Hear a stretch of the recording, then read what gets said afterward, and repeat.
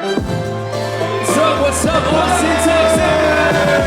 15 years before this song, two friends from the Northeast met in the dorm. They had an idea for a cultural storm. It's the best one yet, but the best is the norm. Come on, Jack, Nick, that's it. I don't even think they need to practice. 50%, that's a fact tip. T-Boy City on your ass. Listen, if you know, you know, yeah, we ready to go. We can't wait no more, so just start the show. If you know, you know, yeah, we ready to go. We can't wait no more, so just start the show. Hey, yo, ain't no party like a T-Boy party, cause a T-Boy party don't stop. Come on. Ain't no party like a T-Boy party, cause a T-Boy party don't stop. Yo, ain't no party like a T-Boy party, cause a T-Boy party don't stop. Yo, ain't no party like a T-Boy party, cause a T-Boy. Yo, come on, hands up, hands up, hands up, hands up, hands up, hands up, hands up, hands up, hands up, hands up, hands up, hands up, cause a T-Boy party don't stop. Hands up, hands up, hands up, hands up, hands up, hands up, hands up, hands up. What's up, what's up, what's up, what's up, what's up, what's up? Yo,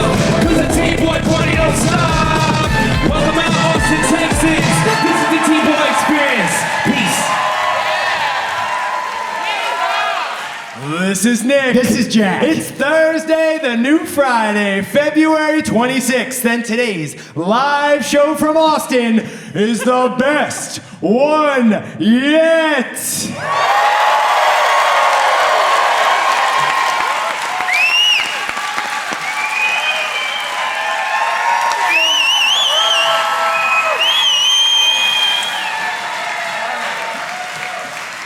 The top 3 pop business news stories you need to know today. It's the IPO tour, our in-person offering, and you know what that means. Training has begun. Jack, the first 3 stories for the show. What do we got in today's For our first story, Waymo is taking over Texas as the capital of robotaxis. But Uber has a new plan. Become the Swiss Army knife of self-driving. For our second story, the denim industry is facing its craziest trend crisis since cowboys first put on pants. I'm sorry, skinny jeans are making a comeback in the Baggy Daddy era? And our third and final story, with all the AI fear freaking everybody out, we have a career solution.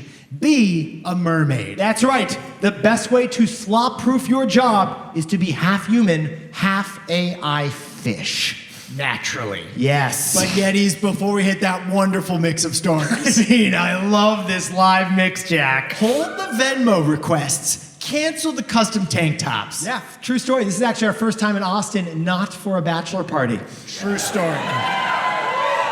Austin, Texas, the land of the breakfast taco, the venture capital refugee, and highly synchronized bridge bats. Austin is also unique in its rejection of LaCroix, and they say no thanks to Spindrift. In Austin, instead, they choose a drink so violently fizzy, Topo Chico.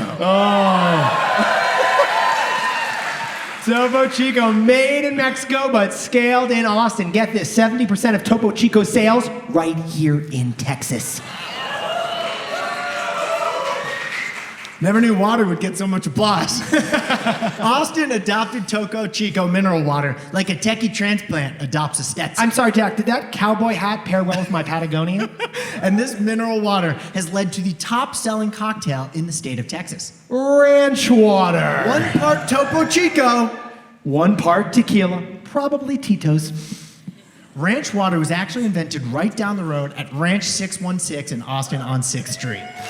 Just off 6th Street. But here is the news. We are officially running low on Topo Chico. That's right. It's a Topo shortage. According to Coca-Cola, Topo Chico is temporarily unavailable in the United States. Yeah, technical issues with the mineral wells in Mexico. It's not even going to be back till later this year. So Coca-Cola, which bought Topo Chico for $220 million, issued a dire warning this week. It was a thirst trap, literally. Yes, it was. So pause the pod and get to your local HEB ASAP as possible to snag yourself a case. Because sales are going up and to the right like Arch Manning's deep ball. Topo Chico Ranch Water, added to the Hoarder's Almanac, week 309. Austin, you look fantastic. Yes, you do. Jack, let's hit our 3 stories and let's keep them weird.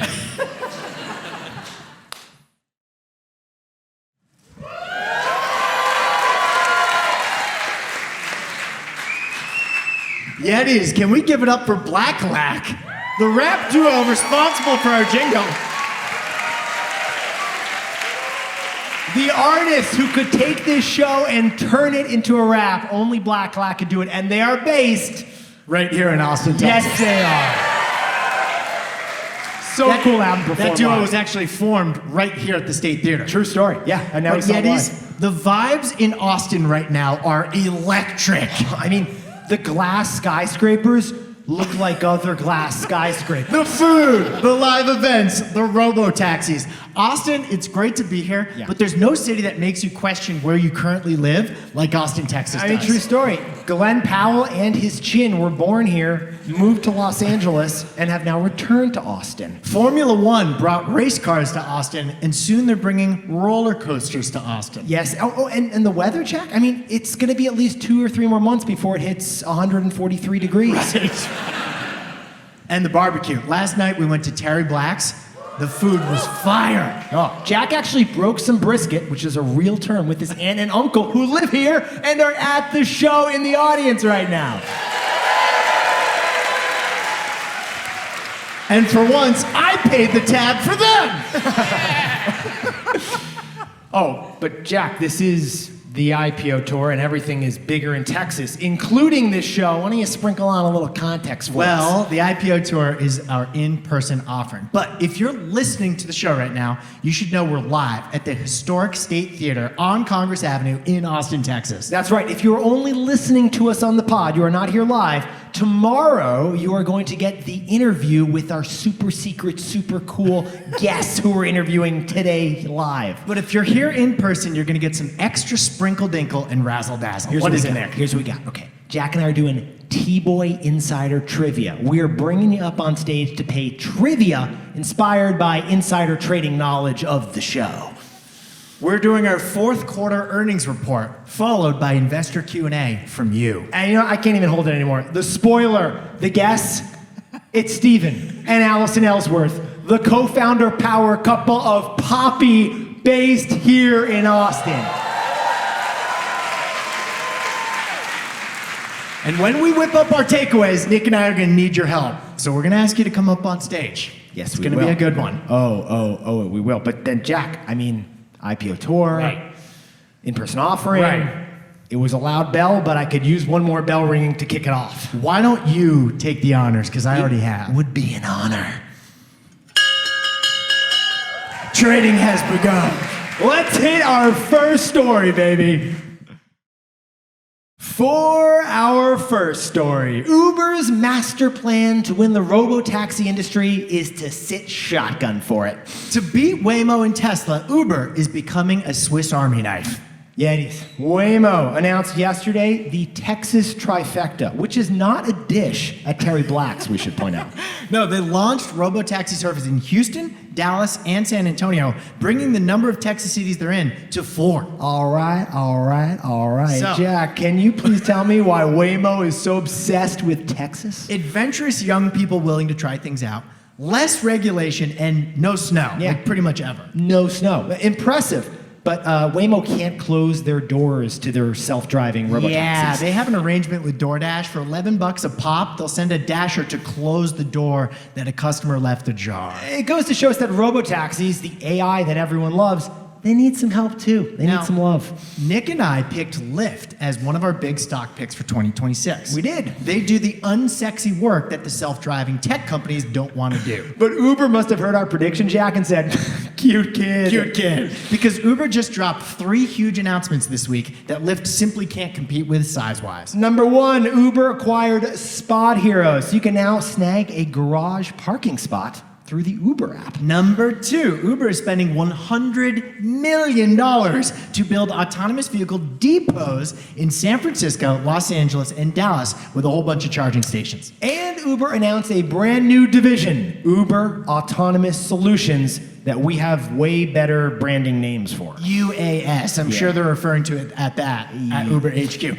Think of Uber Autonomous Solutions as Uber's Department of Defense. Yes. Against the threat of robotaxis eating their entire business. Now remember, to sprinkle on some context, Uber does not make self-driving cars. Uber ended their self-driving car initiative after a pedestrian was killed by their test car in 2018. So Waymo and Tesla racing to 10,000 robocars, that's an existential threat over at Uber. But Nick, running a self-driving business isn't just about the self-driving car. True. Uber says they're going to do everything but the car. Yeah, the way we see it, Uber is becoming the Swiss Army knife of the self-driving. So this new division they just announced offers self-driving car insurance, self-driving customer support, charging for the self-driving cars. Yeah, Jack and I on our way back from Terry Black's, we spilled a little BBQ sauce in the back seat. It's got to get cleaned up. Uber's new division is gonna whip out the wet wipes for it. When Volkswagen's fleet of self-driving cars launch, Uber's going to connect those cars to people who need a ride on the app. Hey Ford, you need like, I don't know, 1 million miles of drive data to train your autonomous vehicles? Uber's got Hey it. GM, your self-driving Suburban can't navigate past that double-parked car? Uber's going to take care of the remote control remote assistance. Uber is becoming a self-driving Swiss Army knife that probably even comes with a toothpick.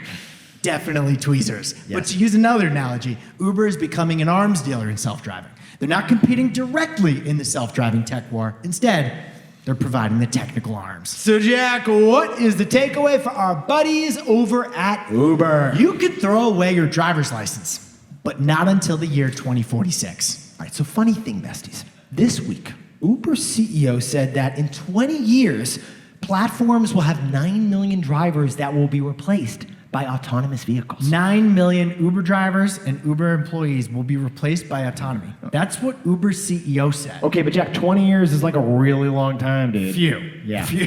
Why is it going to take 20 years? Because today, Waymo only has 3,000 cars on the road and Tesla has 1,000. That's not much compared to 9 million Uber cars. Now look, raise your hand if you've driven in a self-driving taxi. There we go. It's for everyone listening, it's everybody.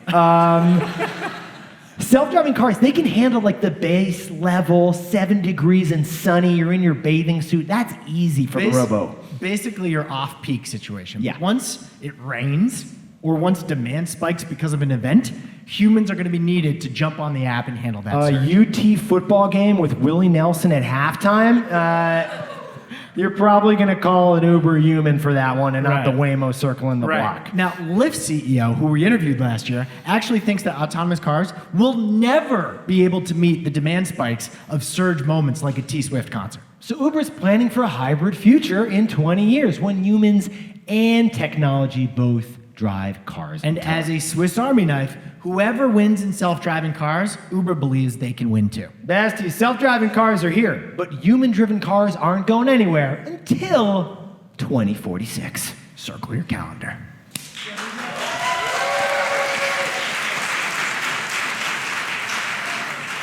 For our second story, for the first time ever, the most stylish pair of jeans in your closet is all pairs of jeans? It's the great denim deregulation. Oh boy. And it shows how fads can actually be fabulous for business. Spoiler, we're gonna connect this one to Willie Nelson by the end of it. But besties, first, before half the tech industry moved to Texas, Jack, who was the first California transplant to end up in Austin? Jeans. We Yeah. did a whole episode of The Best Idea Yet about Levi Strauss. Yes, this man invented jeans during the California Gold Rush in 1873. But Jack, in Texas, denim has become a lifestyle. Get this. In 1993, Texans bought 32 million pairs of jeans. I'm sorry, hold the cookie crisp, Jack. Can you sprinkle on some context for us, please? That is 2 pairs of jeans for each and every Texan. It's also 1 out of 20 pairs of jeans sold on Earth were bought by Texans. Now that's 1993 data. We think it's only gotten more extreme. All right, raise your hand if you're wearing jeans right now. Spoiler, one of our guests tonight is wearing 2 pairs of denim. Just messing with the numbers. But right now, Yetis, whether you're a Levi's, a Lee, a Carhartt, a Wrangler, a Dickies person, it doesn't even matter. This is the strangest moment yet for the denim industry.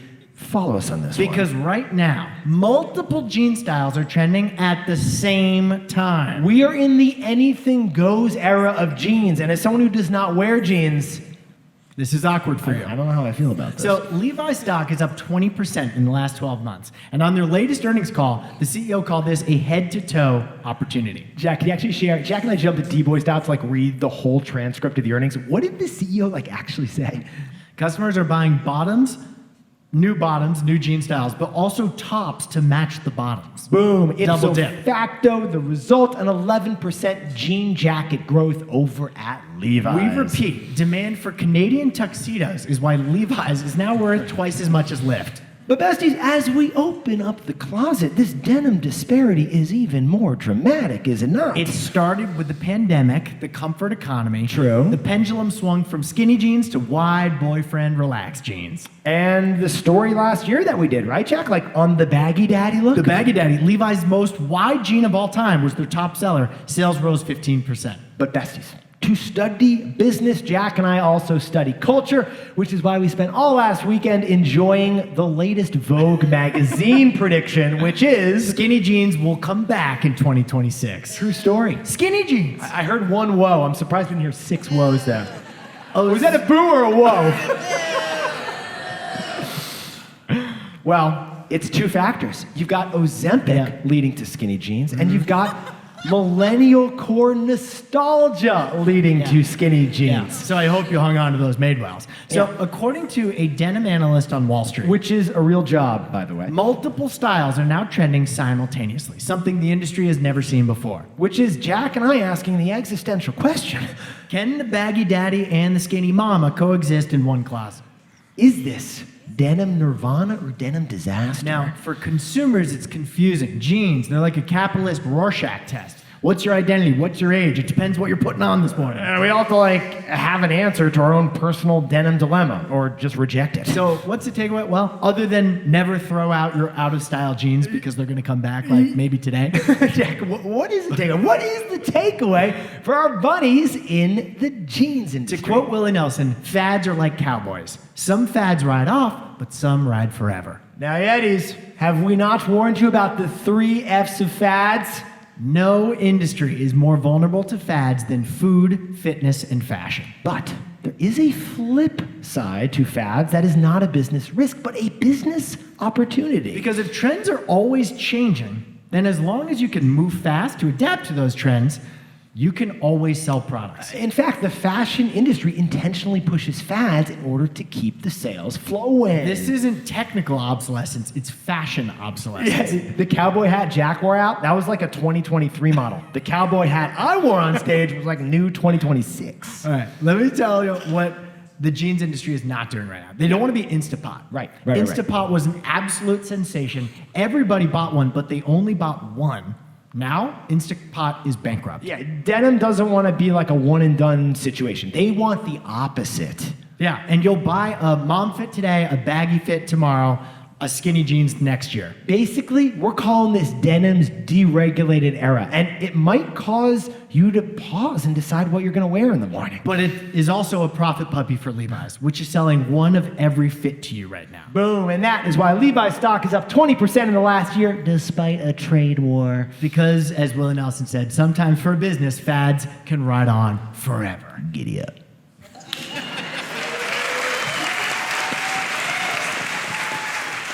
Now, a quick word from our sponsor.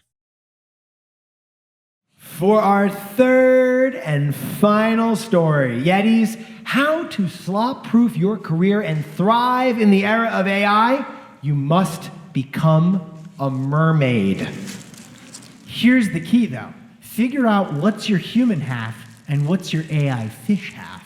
Oh, Jack, 2026, it has been a year of anxiety for white-collar workers, my friend. Kale collar workers are feeling it in their sweet green bowls every lunch. It's like Pixar needs to make an Inside Out 3, but instead of for kids, they need to make it for computer programmers. Anxiety. Yeah. It's the SaaSpocalypse. It's the AI Grim Reaper of the stock market. It's the Substack sell-off that we covered yesterday. Okay, but Jack, pause the pod. Right now, we are in Austin, Texas. We are in Tech Capital 2.0. I know. I had Terry Black's barbecue last night. Yeah. People were eating cornbread and talking about their AI stress. So, besties, Jack and I wanted to share our advice, our framework for how to thrive in the AI era. And it's inspired by mythology. Become a mermaid. But instead of half fish, we want you to become half AI. That's how you let AI enhance you, not eat you. You be a mermaid. Merman? No, and I'll tell you why in a second. Okay. But here's the key. Don't try to replace your human part with AI. Let AI showcase your human part. All right, Jack, why don't we whip up an example here? What kind of stuff are you thinking, man? So we're 3 years into this AI revolution, right? For the last year or two, Nick and I have tried to use AI to help prepare us for our interviews. Yes. In fact, for tonight's interview, we threw in the transcript from our last interview with Allison, and we asked it to suggest discussion topics for this interview. And what were the results when we did that little test? Bland. Yeah, they weren't good. They were not good. If we had used AI suggestions, the interview would have become essentially, call it slop. Yeah, It would not have been a good interview. The task that you have at hand, Yetis, is to figure out what is the most human artistic part of you and what is the most human artistic part of your job. For us, it's the content we publish on our podcast. Yes. That's not something AI can do. No. This is something only you and I can do. You don't replace that with AI. The human artistic part of your job, that's what the AI can't do. So the networking, the recognizing what is my boss really saying, the presenting the pitch to convince Carol from accounting to approve your application. Keeping someone's attention is important, and that's not AI's job. That's your job to recognize what their priorities are and adapt. Now, I love the mermaid analogy, however silly it comes off initially. Yeah, you want to be like a corporate Ariel, is what we're saying. Like a mermaid, your human half is way more important than your AI half. Go on, Jack. Your human half is unique. Your AI half, it's just a tail. Every mermaid has the same tail. Yeah, just like every AI has the same formula and content. Content created by AI, it looks like all the other content created by So AI. your human half, that is the differentiator of your mermaid work life. Your AI tail, that's just there for the function. And of course, you can't spell mermaid without AI. That's why it's not merman.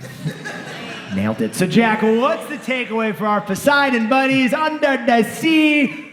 Curious about saving themselves from AI. If you don't like to do it, then don't do it. Yeah. Let your AI tail swish it instead. Now, Yetis, as part of Jack's My Q4 earnings, our accountant asked for a list of our travel and meal expenses. Basically, what were you guys writing off, and why do you go to Sweetgreen so much? And that's when I said, shoot, Nick, I forgot to tell you our bookkeeper stopped working for us last year, and we never got around to replacing him. All right, so what do we do, Jack? So instinctively, I opened up QuickBooks, and I'm like, I'm going to have to characterize, hundreds and hundreds of transactions to find the travel and meal expenses. Oh, boy. But then I stopped, and I said, AI can probably do this.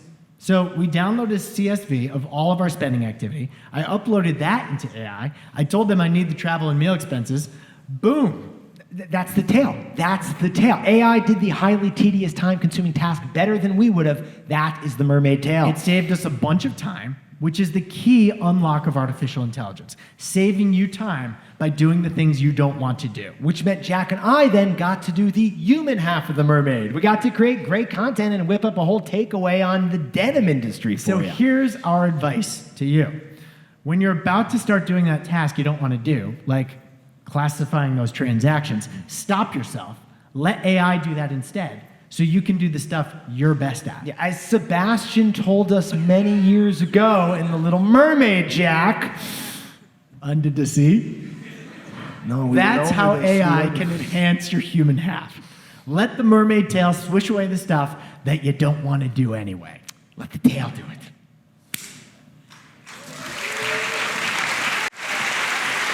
So Nick, I'm not stalling right now, but this is the time to whip up the takeaways, do the best fact yet, and do some shout-outs. What we're saying is this pod's not over yet, and we need your help to pull it off. So, we are going to ask a few select VIP Yetis and Besties up to the stage. Is a LaSalle Vaughn in the audience? Yes. There he is. Here we go. Is a Kelsey Black and Savannah Westwood in the audience? Yes, There they they are. Come on up, guys. We need your help with the takeaways and the best fact yet. Now, these are legendary Yetis who come to us from LaSalle. both near and far. What's going on? So LaSalle was our compliance officer at Robinhood and taught us so many lessons that I've never forgotten. I can't even keep track. LaSalle once predicted that if we continue to be successful, we'll get sued someday. And we got sued. We got sued. Who did we get sued by? Ice Cube. True story. Y'all came out clean. Ice Cube the rapper sued us. It's a story for another On pod. our behalf. So LaSalle and Jack, what are the takeaways for Thursday, the new Friday, our live show in Austin, Texas? It's the Swiss Army knife strategy, and it's all about the year 2040. That's right. Uber is trying to spin the threat of self-driving into an opportunity by wingmanning self-driving. Takeaway number 2. To quote Willie Nelson, like cowboys, some fads can ride on forever. It's the great denim deregulation. Great for jeans companies who are serving up the denim buffet. And final takeaway, LaSalle. If you don't like to do it, let your AI tail swish it. That's how you slop-proof your career and thrive in the AI era. Be a mermaid. There we go. Now time for the best fact yet. This one sent in by Savannah Westwood of Orlando, Florida, and Kelsey Black from right down the road in Pflugerville, Texas. Can you take it away, Savannah? I'm going to do the best that I can. This is why you do it. The Texas State Capitol in Austin, 4 blocks north of this theater, was completed in 1888 and is a National Historic Landmark standing 302.64 feet tall. Which makes it over 14 feet taller than the United States Capitol in D.C. A fact Texans are very proud of.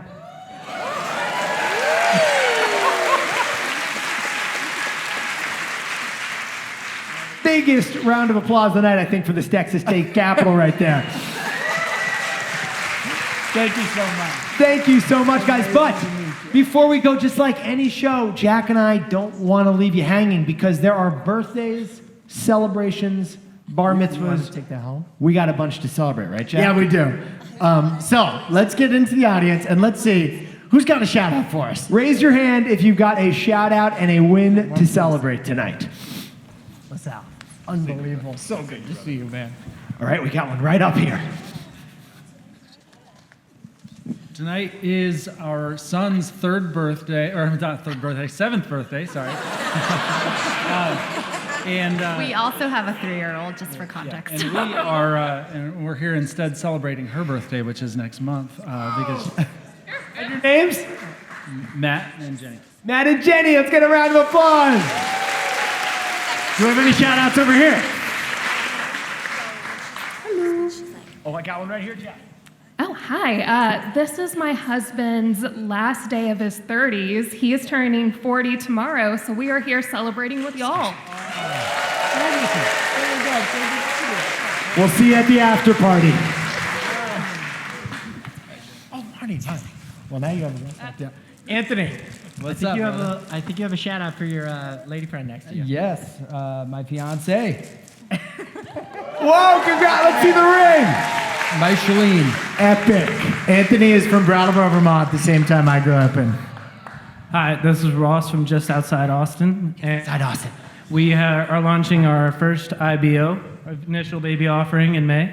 Whoa, we got an IBO coming. Your name? Brooke. Congratulations, guys. Hello, everybody. So last year, I got proclaimed by the city of Austin for my blog and my content creator journey. The Nueva Latina Day is May 22nd. It's coming up. Celebrate with me. Yes, the city of Austin named May 22nd the Nueva Latina Day. You're welcome. I got one right here, Jack. Hi, my name is Victoria Abeling. I'm here with my 3 boys who have been integrated since the time they were, I don't know, maybe 2018. And I also just started a new job at IBM as a VP of sales. Congratulations, what a family! We got one over here next.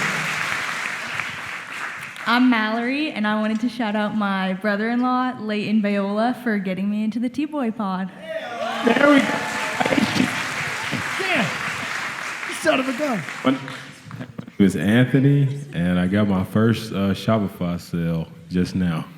First Shopify sale. Full disclosure, Jack and I are shareholders. We got one in the nosebleeds, Nick. I'm Vanessa, and I'm here with my friend Courtney Lynn Harris, and this is the last day of her 20s. She's turning 30 tomorrow. Hey, I'm Andy from I had a little handyman business run and just hit 5 years this month. 5-year anniversary of the business, baby. Any more final shout-outs for the night? Oh, we got a last couple, Jack. Hi, I'm Tom, and I don't want to jinx it necessarily, but I'm just about to sell my 3rd company. Oh, it's a hat trick. Hi, my name is Andres. I'm going to shout out to Alvaro, our friend. This is the first time that I hear you guys, truly. We are four guys that is the first time, and all thanks to Alvaro, and we love the show. Thanks so much, guys. Thank you, Alvaro. Thank you so much. Well, Jack, I think that takes us full circle on this journey of the night of the IPO. It appears the T-Boy stock has hit an all-time high thanks to this incredible stack of shareholders. That IPO pop, wow. It's real. You feel it. So, yeah, it is. Nick and I just want to thank everybody for coming out tonight. Thank you to Black Lack for the unbelievable opening of the show. That was live, baby. Live rap jingle. Thank you to the staff here at the State Theater. Thank you to Allison and Steven for sharing everything in a couples interview that I don't think they've ever done before. That was just special to get to be a part of. Thank you, Jack, for everything leading up to this. I mean, what a night. Thank you, man.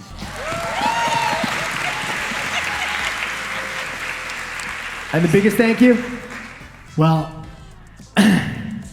this is just such a special night when Nick and I get to meet you in person. So the biggest thank you is to everybody who came out tonight, and to everybody listening at home. You let Nick and me get to do what we get to do, and it's the best turn of our lives we've ever had. And Austin, you made it extra special tonight. So, for anybody else celebrating something today, make it a T-Boy. Celebrate the...